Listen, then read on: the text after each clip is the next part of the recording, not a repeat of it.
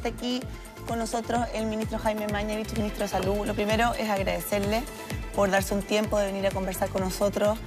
No nos podemos imaginar lo agitada y lo ocupada que es su agenda. Y quería partir por eso, ministro, preguntándole si ha tenido algunas horas libres en los últimos 2 meses y medio. Primero quiero aclarar que el motivo por el cual estoy con mascarilla, se escucha bien, ¿no es cierto? Sí, perfecto. Es por protección para ustedes. Yo puedo ser fuente de contagio en cualquier momento, ¿no es cierto? Entonces sería muy malo y tenemos la distancia respectiva para que ustedes estén protegidas. Lo agradecemos. Sí, muchas gracias. En segundo lugar, efectivamente no ha habido tiempo libre en ningún momento, ni sábado ni domingo. Ha sido un tiempo muy duro para Chile.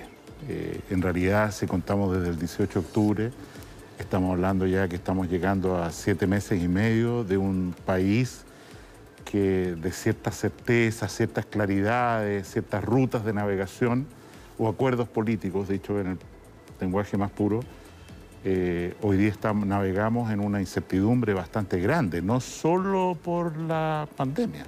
Lo dijo ayer. Sino que por todo el contexto de un tema social, político no resuelto.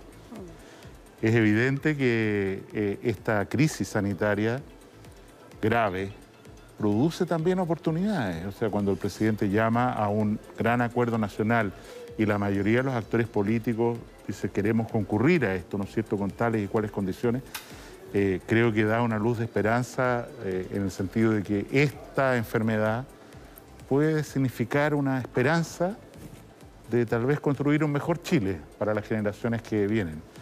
Y en ese sentido, a propósito de la pregunta, a mí me anima esa perspectiva, o sea que esto es duro, va a durar, requiere mucho sacrificio, tenemos más de 3.000 trabajadores de la salud enfermos, comprobadamente, son mucha gente, y bueno, que todo ese sacrificio va a haber valido la pena para construir un Chile mejor para futuras generaciones.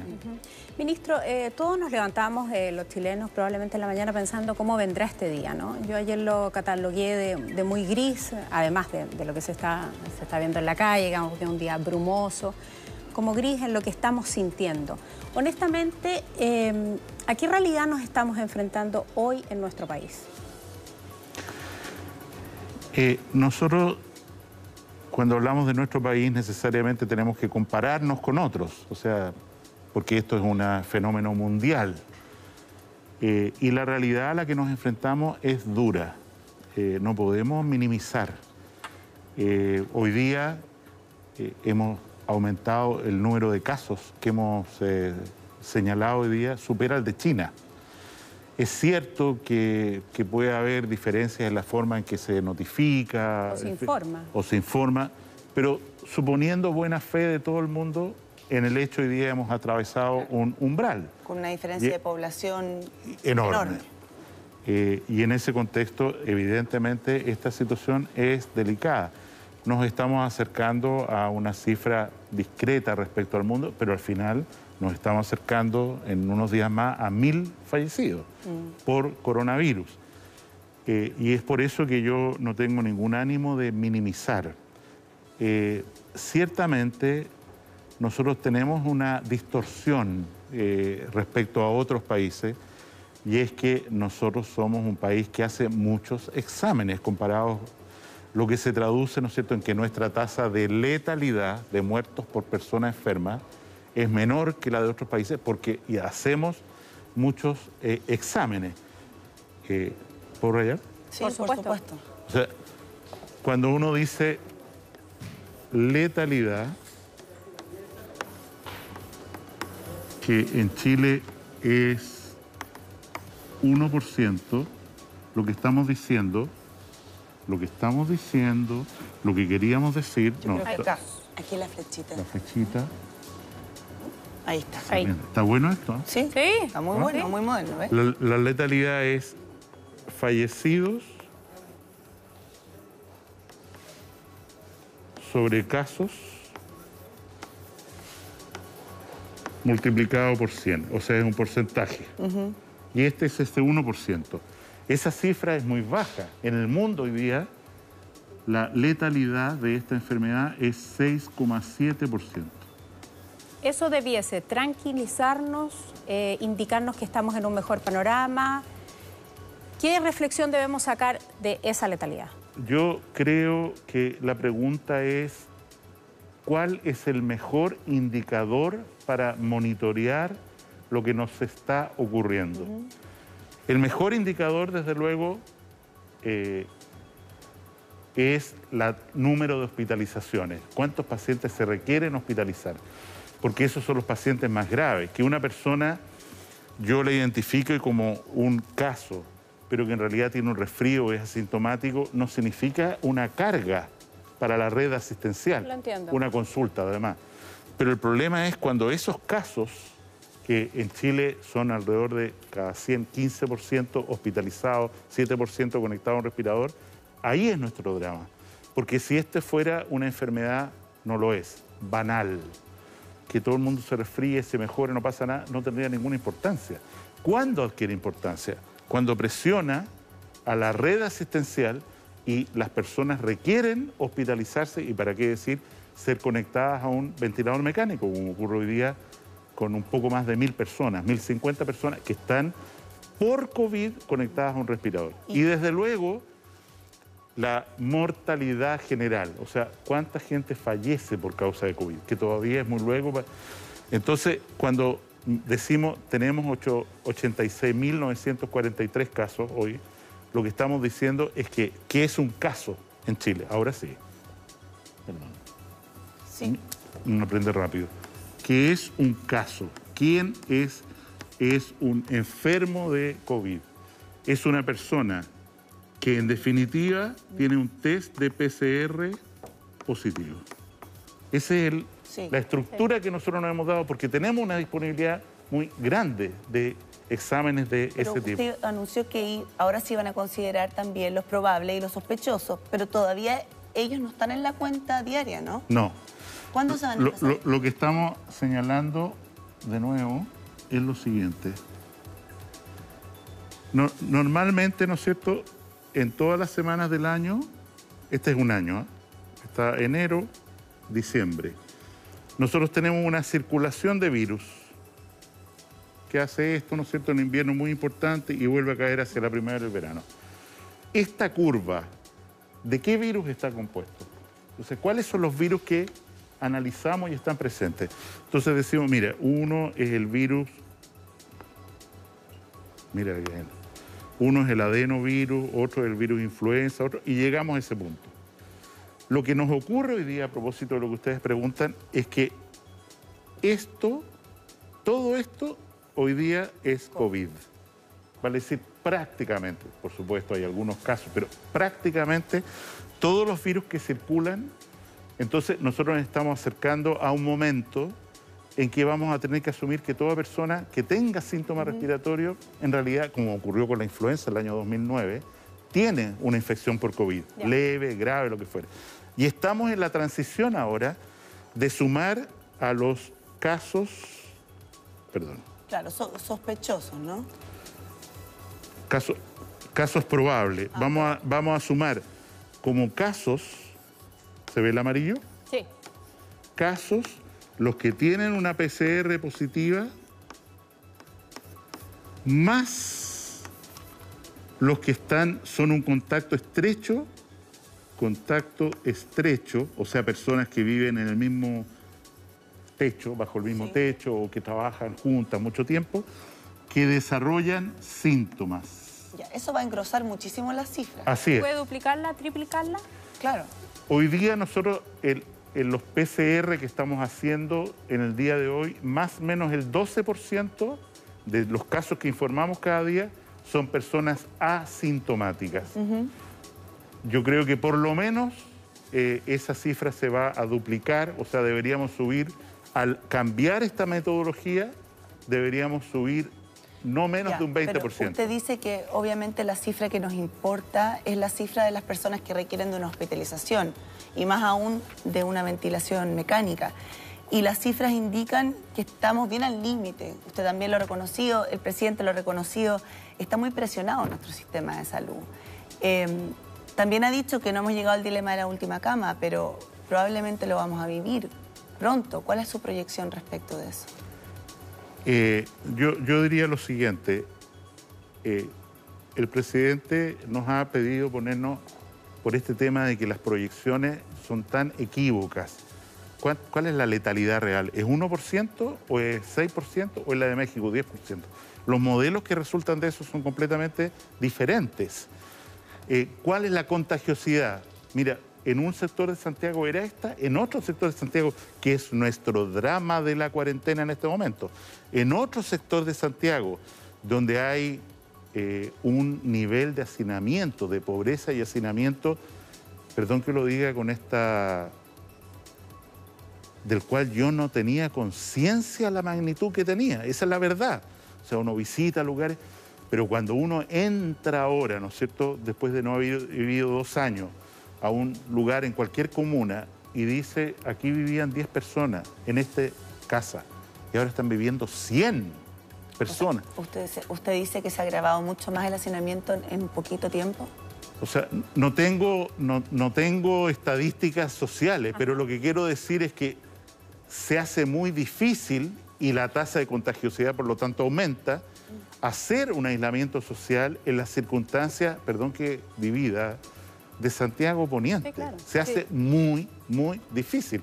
Lo hemos comentado acá, ministro, 2 cuarentenas absolutamente distintas, ¿no? Las que partieron en el sector oriente de la capital y luego hasta el sur poniente o el sector norte de la capital. Súper interesante lo que usted acaba de decir y con mucha franqueza, además. Efectivamente, era un escenario del cual no tenía cuenta o no se lo imaginaba así. ¿Eso hizo que tomara decisiones erradas? No, nosotros tenemos la siguiente situación en Chile. Y perdón que de nuevo me valga de esto. En todos los países del mundo, ¿no es cierto?, la curva de epidemiológica de esta enfermedad tiene ese comportamiento. En realidad nunca llega así, sino que se queda rebotando en brotes, eso es lo que se espera. Esta curva, en lo largo de los meses, digamos que esto es 3 de marzo, primer caso en Chile, estamos por completar 90 días, ahora en unos días más, principios de junio, desde ese momento.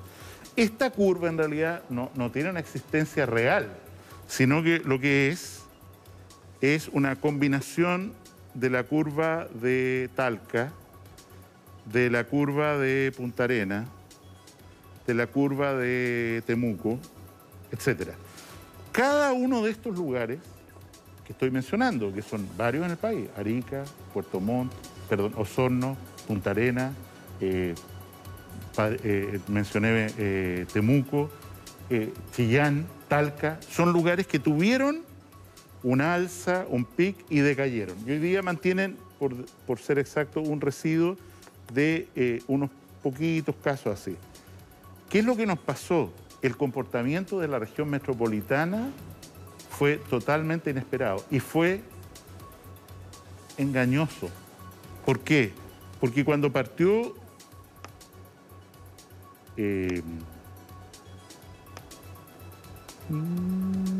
ahí tiene amarillo. Amarillo. Cuando partió el brote de la región metropolitana, parecía otro brote más alto porque hay más gente. Y esto empezó a estabilizarse en el sector oriente de la capital. Empezó a estabilizarse, bajaron los casos, sacamos de cuarentena las comunas, mira, vamos bien. Y de repente, después de un mes, que fue abril, de cierta tranquilidad, tuvimos esto. ¿Y a qué lo atribuye eso? Yo lo atribuyo a que, en primer lugar, las medidas de búsqueda de casos y seguimiento de cada uno de los casos en sus contactos se hizo prácticamente imposible. Y en segundo lugar, y desgraciadamente hay que decirlo, las medidas generales, cuarentena, por ejemplo, para ser cumplidas en sectores más vulnerables es mucho más difícil. ¿De lo que ustedes creían? De lo que creíamos. Y en ese contexto, me parece que la estrategia hoy de fortalecer la vigilancia y todo esto, pero además llevar a las personas que son casos o que están en contacto estrecho con un caso, desde su lugar de domicilio a una residencia sanitaria para que cumpla, es crucial.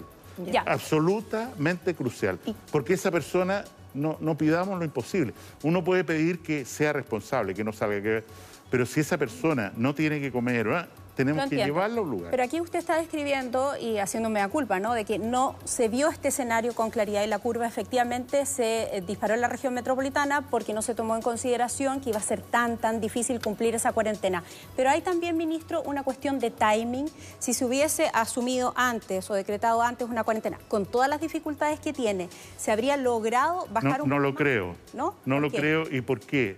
Porque efectivamente la cuarentena, y lo entendemos todos bien, es una medida extrema que produce miseria, pobreza, hambre, y que para la gente, en la medida que pasan los días, lo estamos viendo, en la medida que pasan los días, como medida sanitaria, se agota. ¿Y qué haría diferente entonces, ministro, si pudiera volver a voy. Y si uno mira, ¿no es cierto?, el respeto de la cuarentena respecto a ingreso o estrato socioeconómico, para las personas de mayores ingresos que viven en sectores más acomodados de la ciudad, el seguimiento de la cuarentena o la limitación es más probable que en los sectores más vulnerables. Sí, lo vimos ayer en la encuesta. Entonces, aquí,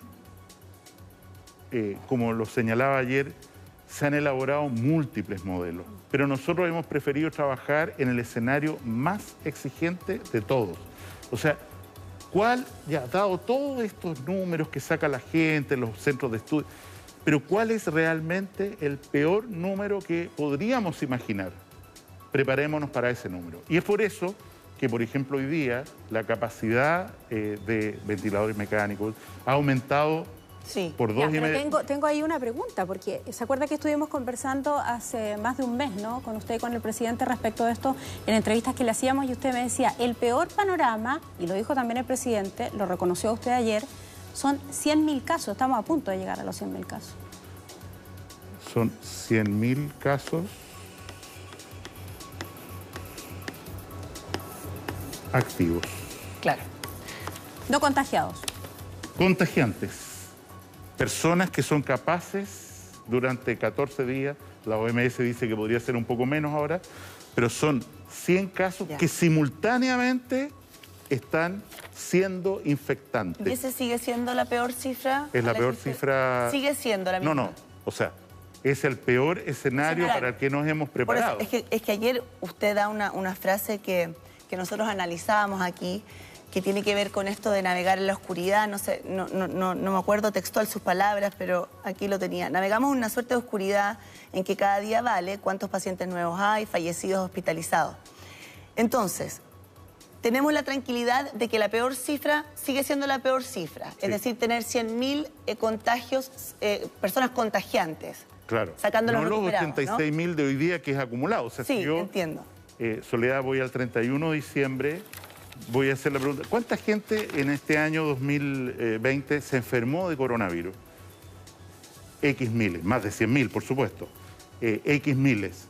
Pero la pregunta fundamental es, ¿cuántos casos tenemos activos en un momento determinado que son los que pueden contagiar? Ya, ahí está súper clara la diferencia, y qué bueno que me la hace, porque yo también me confundí entonces en hacer la comparación con estos 86.943 casos reportados hoy.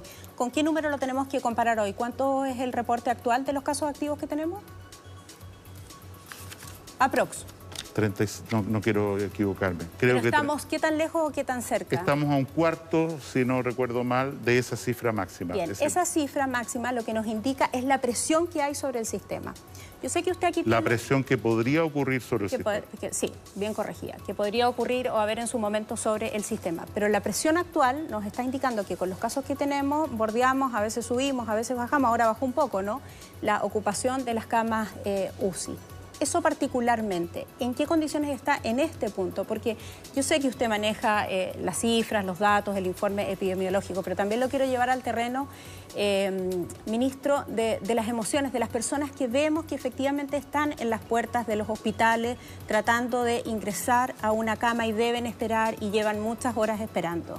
Entonces, ¿cómo conjugar ambas cosas? Porque usted, por un lado, dice, el sistema está resistiendo, está funcionando, pero también conocemos de estas historias que son dramáticas, que no son pocas y donde se ve la presión máxima en el sistema de salud. Yo solo por ser... Preciso.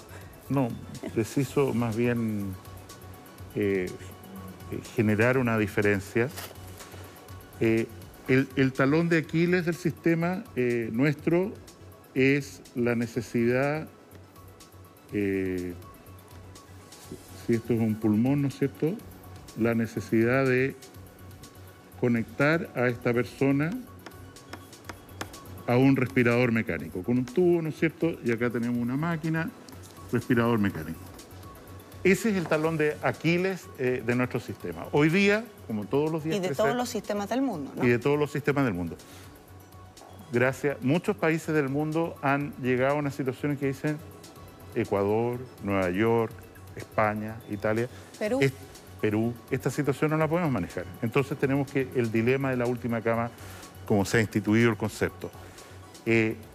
Nosotros hoy día tenemos, si no recuerdo mal, lo que señalé en la mañana, del orden de 350 respiradores disponibles. En todo Chile, en la región metropolitana la ocupación es 93%, en el país 87%, si no me recuerdo.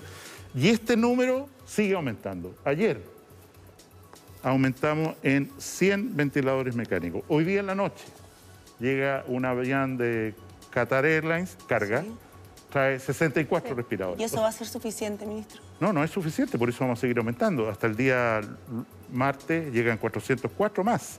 O sea, tenemos una capacidad y afortunadamente el apoyo financiero de Hacienda y del presidente directamente para seguir aumentando esta capacidad y siempre tener un espacio, cualquiera sea el escenario, disponible para ventilar. Ahora, igual como cualquier...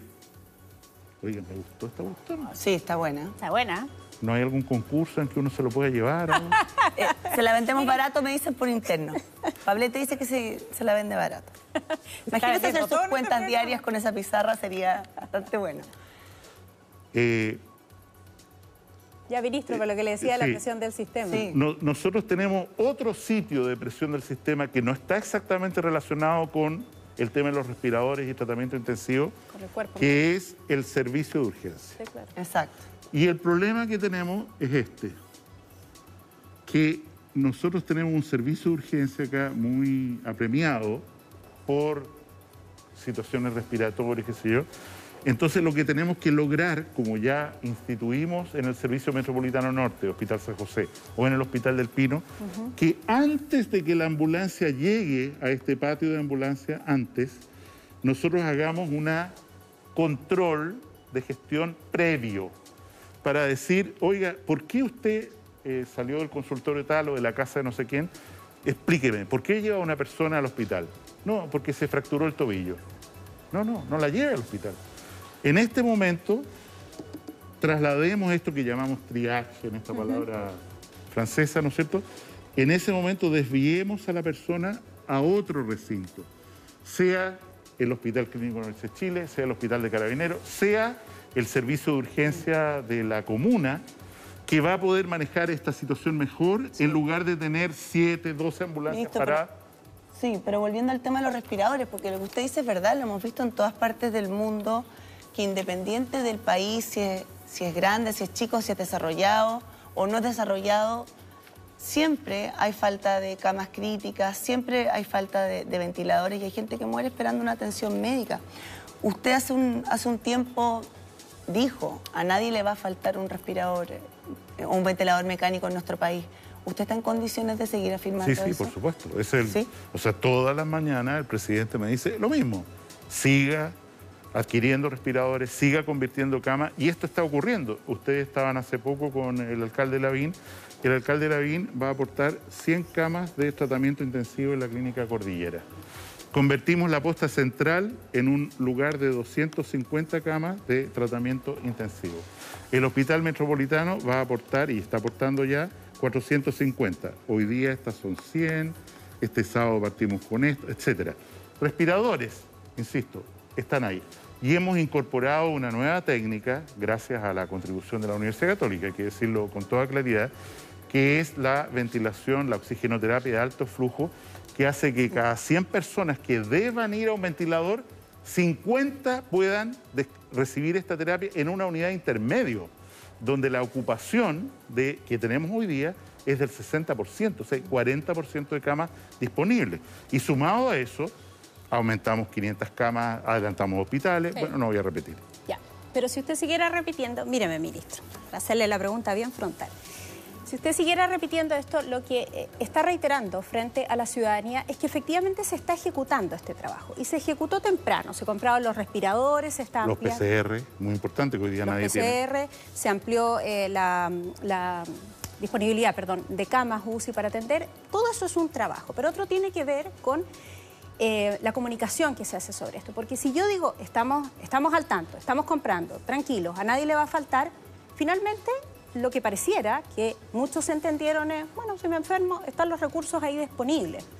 Hubo un error en ese sentido y en esa materia comunicacional de parecer exitistas frente a una realidad que hoy día pareciera más superada y entendió, por lo tanto, la gente que si están los respiradores yo lo voy a tener y va a estar ahí. No me preocupo tanto, a lo mejor, de no contagiarme, no me preocupo tanto de no enfermarme, no veo la gravedad de la situación. Yo no soy experto en comunicaciones y no sé cómo el mensaje ha permeado en la gente. Evidentemente, usar o aumentar el pavor, el terror como una estrategia de control a mí me parece inadecuado. Creo, tomando lo que usted señala, que a lo mejor hay un error en el sentido de que, oiga, usted está aquí hoy día, ¿no es cierto? Usted está aquí hoy día. Es cierto, hay recursos, pero tenga claro que usted para salir al otro lado del túnel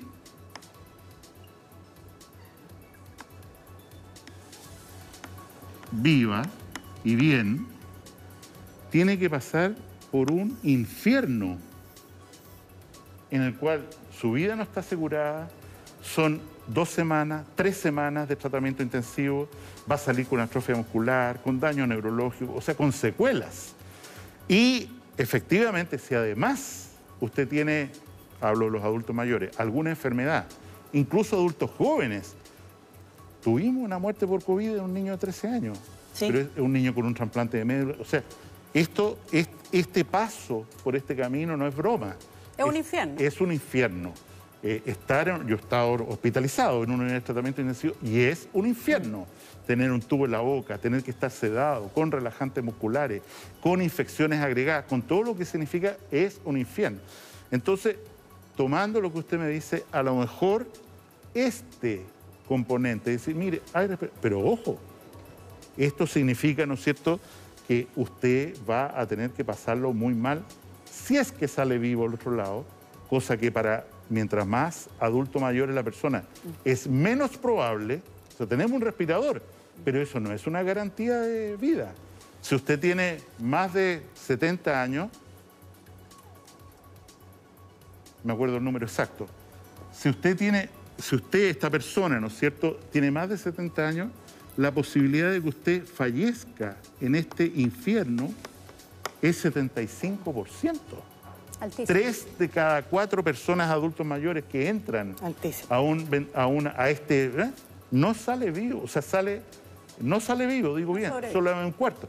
Claro, de nuevo nos centramos en la generación más joven. Es cierto, si alguien tiene 18 años, está sano y pasa, perdón que usemos la expresión de nuevo, por este tratamiento tan duro, tiene una probabilidad bastante alta. Pero eso es que se le puede contagiar a otros y ahí está el problema y el dilema. A propósito de la hospitalización y de los tratamientos, desde ayer empezó a surgir esta pregunta como con más fuerza, ministro, respecto de quién paga la hospitalización y sobre todo cuánto le cuesta a un ciudadano pasar por este túnel, como dice usted, por este infierno. Este túnel... Costo. Este túnel tiene un costo para todos los chilenos de aproximadamente 15 a 20 millones de pesos. ¿Costo total? O sea, todo lo que contribuimos nosotros a través del IVA, a través de lo que fuere, es a todos un caso nos cuesta entre 15 y 20 millones de pesos el tratamiento intensivo. Con un respirador mecánico, una hospitalización. Con un respirador mecánico, claro. La pasada por la unidad de tratamiento intensivo. Lo más crítico. Lo más crítico. Entonces, si decimos que hay 1000 personas hospitalizadas, ¿no es cierto?, estamos hablando de muchos millones. Pero ¿cuánto paga esta persona?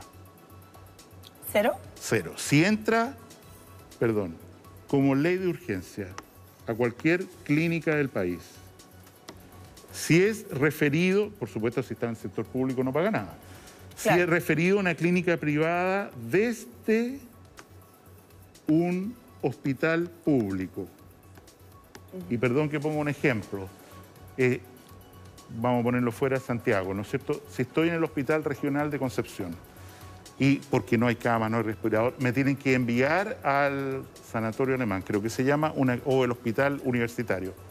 Esa cuenta, dado que no tiene nada que ver con la voluntad de las personas, el claro, Estado dijo, para un mejor uso de los recursos usted se va a ir, esa cuenta la paga entera FONASA. Yeah. ¿Me explico? El traslado se refiere usted. El traslado y la cuenta en la clínica. La cuenta no le factura al paciente, le factura a FONASA. Y estamos, digamos, se está pagando todo esto en una forma adecuada. ¿Por qué? Porque para esta situación se ha construido una red integrada, en la cual no hay diferencia entre el mundo de lo público y lo privado, ni siquiera de las Fuerzas Armadas, ni siquiera de los hospitales de las mutuales de seguridad. Una persona es en un FONASA solo sistema. Y una persona en ISAPRE, ¿cuál es el costo para esa persona? Una persona en ISAPRE paga, no sé si va a pagar, pero le van a pasar una cuenta por el copago que le corresponde a su plan de salud. Evidentemente, lo que le ocurre a las personas de FONASA, de ISAPRE, perdón, es que firman un contrato donde dice prestador preferente y el pago, ¿no es cierto?, es muy pequeño. Prestador alternativo, el pago, este es un pago chiquitito, este es un pago más grande, y si no, tienen que derivarlo a esto, a otro prestador que pueda cumplir. Es un compromiso de la aseguradora que al máximo pague esto la persona y a lo cual también, si se acoge a que está fiscalizando el superintendente, al seguro de enfermedades catastróficas, como corresponde esto, al final de cuentas la persona adquiere un compromiso de un préstamo a largo plazo. Ya, de todas maneras, el 80% de la población, ¿no?, está en FONASA. Sí. O más del 80%. Con costo si es cero. que allí debiese haber un costo cero cubriendo a la mayor cantidad de personas. ¿Puedo volver a una pregunta comunicacional? Es que a mí me seducen las comunicaciones, ministro. Yo le preguntaba por la autocrítica en el lenguaje, fue bastante claro lo que me explicó, en dónde estuvieron los puntos principales de ese lenguaje. ¿Usted está de acuerdo con las declaraciones que hizo la vocera de gobierno, Carla Rubilar, el fin de semana respecto de lo que se ha cuestionado, si efectivamente el retorno seguro tuvo o no un impacto en la situación que estamos viviendo hoy? Ella dice, no tenemos claridad de cuánto haya sido el impacto, asumiendo entonces que algo de impacto ha habido. Entiendo que es una opinión de ella muy distinta a la que usted sostiene. ¿Usted sostiene que no hay una evidencia para probar eso? Así es. Yo creo que no hay una evidencia. Creo que independiente de lo que se diga, los lugares donde ha pasado una cuarentena ya son lugares que han retornado o han tomado alguna forma de normalidad muy distinta a la que tenían esto antes. Y en ese sentido, insisto, a mí me parece que el tema fundamental del gran tema epidemiológico que hemos tenido, que es el brote de Santiago, se explica mucho mejor por condiciones de determinantes sociales que predisponen a la enfermedad que por algún contexto de comunicación. Y tomando esa realidad que usted nos decía que no sopesaba que era tan dramática en términos de lo que sucede en la región metropolitana con el hacinamiento. Quiero volver a la pregunta que le hice porque no me la contestó. Ahora, con esa evidencia, si pudiese volver atrás, ¿qué haría distinto? Yo lo que habría hecho distinto, o lo que habría hecho antes, si a mí me preguntaran, como me está preguntando usted, es lo siguiente. Durante un periodo relativamente prolongado, se ha producido una tensión entre el gobierno central y los municipios. Sí. Esta tensión comunicacional Usted ha sido bien protagonista en esa tensión comunicacional. Sí. Obedece en parte a que no había un instrumento jurídico que permitiera incorporar o darle atribuciones a los municipios que por ley no tienen. Un municipio no puede prohibir por sí y ante sí que una persona se movilice. O eso corresponde a las fuerzas de orden, al estado de excepción constitucional. No puede, por supuesto, poner una barricada para que la gente... Y tampoco tenía instrumentos para ayudar efectivamente, a pesar de su deseo, a el seguimiento de los casos, el aislamiento de los casos, en fin. Entonces, y los alcaldes se cansaron de decir eso, que querían justamente más información. Entonces, nosotros elaboramos un decreto del Ministerio de Salud que tuvo que ser corregido en el trámite de Contraloría, porque estos son temas mayores, entregarle a alguien atribuciones que no tiene por ley, y se encontró la fórmula que fue estas personas del municipio van a ir a comisión de servicio a la Seremi de Salud. Y por lo tanto van a ser funcionarios municipales que tienen uniformes, están vestidos y tienen las atribuciones para fiscalizar, para pasar multas. Creo que esta acción, este decreto, ¿no es cierto?, que no fue fácil encontrar la fórmula jurídica, porque al final hay que respetar la ley, permite, como está ocurriendo, ¿no es cierto?, un trabajo mucho mejor con los alcaldes que representan la fuerza viva de la comunidad. O sea, claro, pero ahí pasado antes. Claro, pero ahí lo que usted está describiendo es una cuestión más bien administrativa. Lo que le critican es más bien una cuestión de lenguaje, lo han acusado hasta de soberbio, ministro. El no entendimiento entre los alcaldes y usted, ¿más tiene que ver con esta cuestión administrativa o tiene que ver también con una cuestión de estilo y de su forma de ser, de comunicar, y según quienes han estado, algunos que han estado en contacto con ustedes, de no escuchar recomendaciones de los alcaldes? A mí me parece que los alcaldes, insisto, de buena fe, estaban pretendiendo tener atribuciones que no tienen por la ley y que por supuesto nadie puede cometer una ilegalidad. Y esto motivó un decreto del presidente de la República que da atribuciones o da esta manera de asociación, y también este reglamento o este decreto del Ministerio de Salud que aprobó el Contralor después de haberlo corregido para que tengan atribuciones. La solicitud de los alcaldes, yo quiero saber exactamente qué persona es la que está enferma y quiero ir a verla y quiero visitarla, no corresponde al derecho. O sea, si esa información se les entregara, aquí está el listado, se cometería un delito. Entonces hay que entender que un estado de excepción constitucional, y hay que tener entendido claro para el futuro, es un estado de excepción constitucional que permite algunas cosas, pero no todo lo que a uno se le ocurra.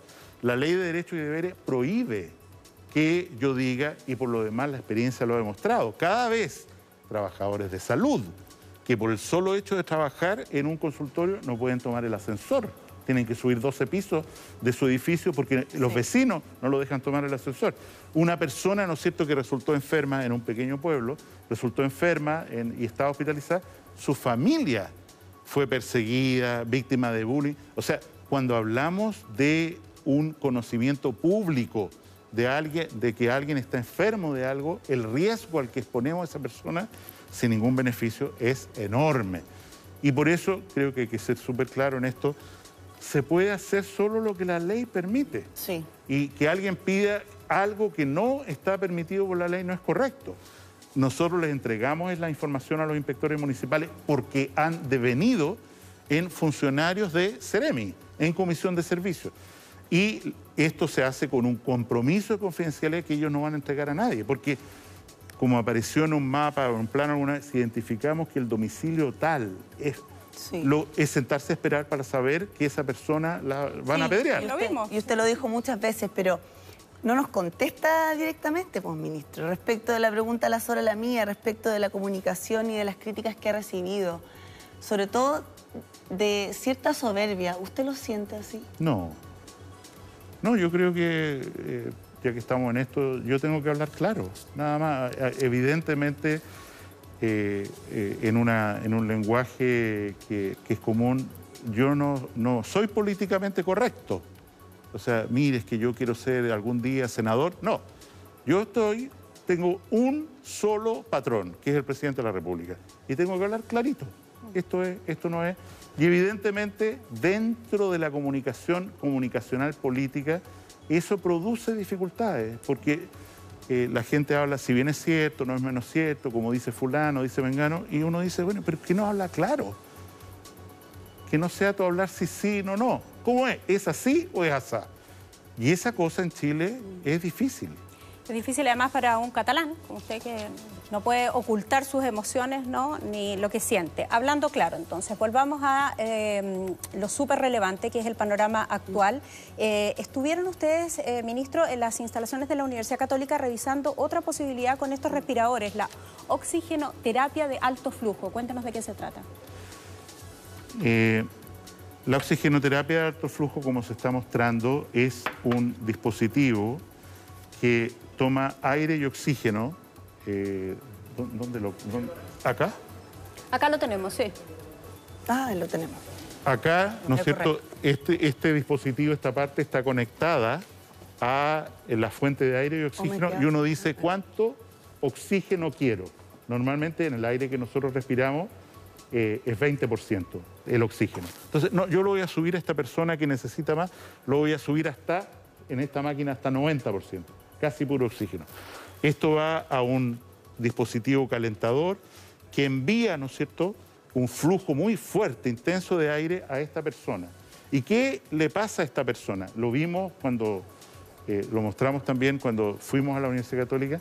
Si esta persona, sobre todo, se acuesta de guatita, sí, que ventila mucho más fácil, y se le pone esto, significa que la posibilidad que él necesita de partida un ventilador mecánico, lo llegue a ocupar, se reduce a la mitad, 50%. O sea, puede reemplazar a una persona, a un ventilador mecánico. Reemplaza a un, digamos, por así decir, cada 2 pacientes que iban a un ventilador mecánico, uno es tratado con esta técnica.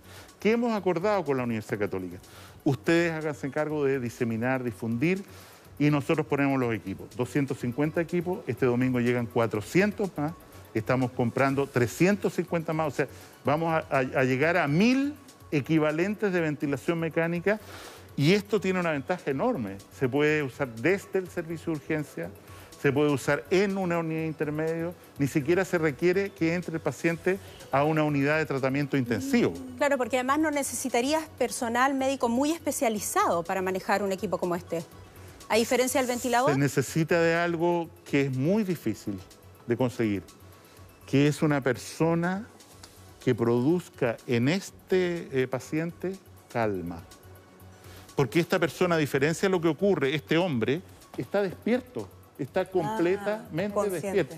Porque él tiene que trabajar, su respiración tiene que trabajar. Y en ese sentido, esa persona, el personal médico, ¿podría ser un psicólogo, por ejemplo? En la Universidad Católica han sido fundamentalmente enfermeras y psicólogos, que primero le dicen, sabe, tenemos 2 posibilidades, usted está muy comprometido, podemos conectarlo al tiro a un respirador o prefiere que hagamos una prueba con esto. Las personas normalmente dicen, a ver, ¿de qué se trata? Hagamos la prueba. No me van a dormir esto, lo otro. 50% anda bien. La respuesta no demora más de 20, 30 minutos en decir, anduvo bien. Y de hecho, en la unidad de tratamiento intensivo tenían un paciente que llegó, pero gravísimo, mayor de edad, mayor de 65 años. Gravísimo, lo conectaron a este equipo y 3 días después la persona estaba saliendo. Este paciente llevaba 2 días, es un hombre más joven, ¿no es cierto?, conectado a esta máquina. Y por eso se ha abierto esta expectativa de generar esta tecnología, de masificar esta tecnología con el apoyo de la Universidad Católica. El día el martes hubo un curso de esto al que asistieron virtualmente 2000 personas. Yo creo que tenemos en esto una gran oportunidad. Hay una gran oportunidad, como ha habido también, ministro, por favor, le invitamos nuevamente a tomar asiento, como ha habido una gran oportunidad con todo el aporte que ha hecho la ciencia chilena, ¿no? Bueno, algunos sectores, como todos, se consideran poco considerados, ¿no? Han dicho que han estado poco considerados en este proceso, pero ha habido muchísimo talento chileno puesto a esta disposición. Por ejemplo, ¿hay trabajos más avanzados con los ventiladores mecánicos que han sido fabricados aquí en Chile? Porque usted la otra vez puntualizó sobre ese tema el fin de semana. Tenemos 2 líneas de trabajo. Una que está representada en la oferta de la Universidad de Santiago, doctora Elia Molina, antigua ministra de Salud, que es convertir una máquina, ¿no es cierto?, en un respirador para pacientes que no estén muy graves, 1000. Eso se está evaluando en el día de hoy. No tengo una respuesta si los expertos que lo están haciendo van a decir, sirve, no sirve, en fin. Y en segundo lugar, como usted dice, hay al menos 7, sino 8 iniciativas industriales de fabricar respiradores en Chile, de los cuales por lo menos hay 2 prototipos que ya se han probado en animales y están a punto de probarse en seres humanos. Como el de ASMAR, por ejemplo. ASMAR y el otro es de FAMAE. ¿Y ya bien avanzados como para tenerlos a disposición del sistema de salud? O sea, tienen que hacer la última prueba y ser con humanos, perdón, y ser ratificados por el Instituto de Salud Pública, pero yo creo que, como usted señala, representan una esperanza. Ahora, voy a hacer una pregunta aprovechando la oportunidad. Dado lo que nos pasó o nos está pasando con el coronavirus, ¿qué nivel de dependencia estamos dispuestos a aceptar como país de la tecnología solo extranjera? O sea, Argentina está fabricando respiradores ya en Córdoba, creo. España empezó a fabricar respiradores. ¿Es lógico que nosotros pasemos por otro periodo como este en que no dispongamos ni siquiera de una capacidad, estoy hablando de respiradores, como podría ser medicamentos, como podría... O sea, sin duda. O sea, nuestro estado, nuestro nivel de dependencia hoy día, como lo ha mostrado esta crisis, cuando se desató la guerra de los respiradores, no quiero pensar en lo que va a pasar con la guerra de las vacunas, lo pasamos muy mal, lo pasamos muy mal. Hay que replantearlo. No debiésemos depender de nadie, en ese sentido también debiésemos ser un ejemplo, ¿no?, de las nuevas tecnologías. Ministro, se nos está acabando el tiempo, pero hay 2 cosas que creo que son súper relevantes. Una es por qué no se decreta cuarentena en la región de Valparaíso. Hay muchos casos, ya hemos visto que la cuarentena no obligatoria, sino voluntaria, no funciona. Muchos teman que pueda transformarse en otra gran región metropolitana y que efectivamente termine saturando aún más el sistema, que usted ya nos ha explicado, está interconectado, por lo tanto trasladamos pacientes desde Santiago a la región, a regiones que finalmente el no decreto de una cuarentena allí termina siendo como una bomba de tiempo. Lo primero que hay que señalar al respecto, Soledad, es que las cuarentenas son medidas que se tienen que tomar en el momento oportuno y por el tiempo necesario, porque produce mucho daño. Y en definitiva, se empiezan a agotar. Más allá de 2 semanas, es extraordinariamente difícil mantener una cuarentena y en una relación de un carabinero por 200 hogares en la región metropolitana, sin una decisión personal de decir yo estoy... cosa que, como ustedes han presentado en diversas oportunidades, está siendo cada vez más difícil, muy complejo cuando ya llevamos más de 2 semanas. En el caso particular de la región de Valparaíso, y de nuevo usando este maravilloso equipo, nosotros tenemos acumulados 600 casos activos. Sí. Voy a multiplicar por 3 contactos estrechos, o sea, estamos hablando de 1.800 personas, en una población que tiene 700.000 habitantes.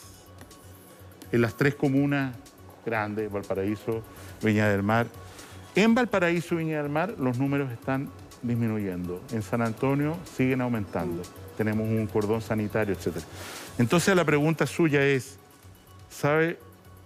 Estamos en un periodo de contención, vale decir, tratemos de frenar los casos, como está ocurriendo, insisto, en algunas partes ya de la región metropolitana.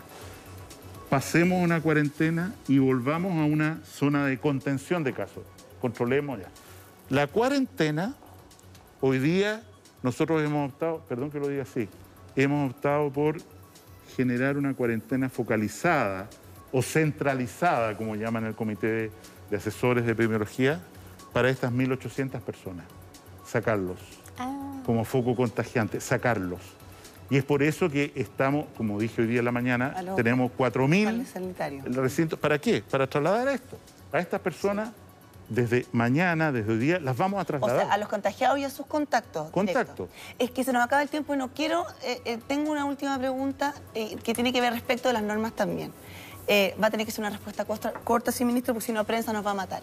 Respecto de otras restricciones, como adelantar el toque de queda en la región metropolitana, alargar la cuarentena en la región metropolitana, tal vez limitar el uso de permisos. ¿Qué le parece? Nosotros, el Ministerio del Interior, de hecho, al prolongar la cuarentena, ya hizo una restricción de los permisos que ustedes han informado. No a me 5 detengo. semanales. Bueno, y todo eso. El problema que tenemos es que independiente del número de permisos, la gente sigue saliendo igual. Entonces, la pregunta es, oye, ¿y por qué no hacemos toque de queda 24 horas al día? ¿Por qué no nos encerramos todo el día de 24 horas?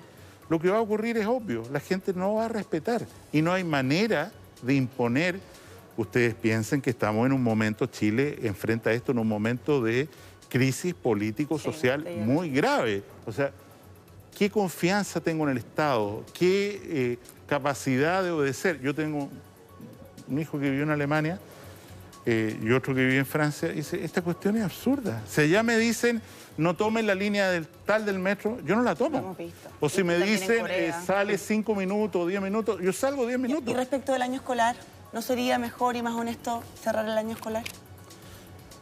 Yo pienso que la pregunta del año escolar tiene que ser morigerada a la situación de cada región. Es un pensamiento personal. O sea, donde no tenemos caso, hay seno hoy día.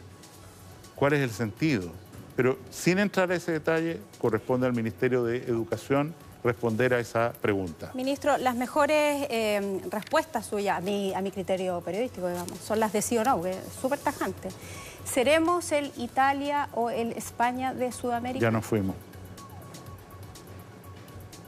O sea, si nos comparamos en el momento en que estamos, comparado con lo que ellos tenían en el momento de días de enfermedad, no tiene absolutamente nada que ver. ¿Podríamos hacerlo en un par de semanas más? ¿Podríamos convertirnos en una España y una Italia? O sea, como lo digo, ya no fue. Ya no fuimos. Bueno, tal vez con un desfase de tiempo, pero a eso me refiero. ¿Podríamos tener esas cifras dramáticas en 2 semanas más?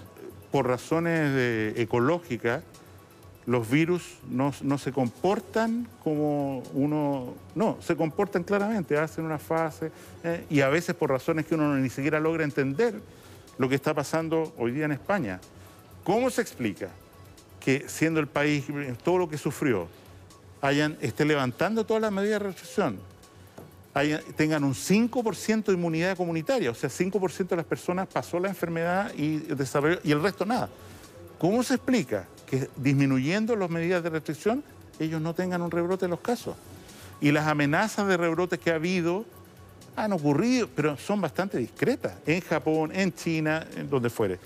O sea, esta cosa tiene un ciclo que hay que pasarlo con dolor y hay que pasarlo con el esfuerzo que se está haciendo para dar atención a todo el que lo necesita con esta modalidad nueva, lo que sea, y ese es nuestro compromiso. Nos tenemos que ir. Ay, qué pena que nos tenemos que ir. Bueno. Nos quedamos con muchas preguntas, no puede venir mañana, ¿no? No, es mucho pedir, ok. Gracias, ministro, por su tiempo. Gracias. Que le vaya muy bien. Muchas gracias. Bueno.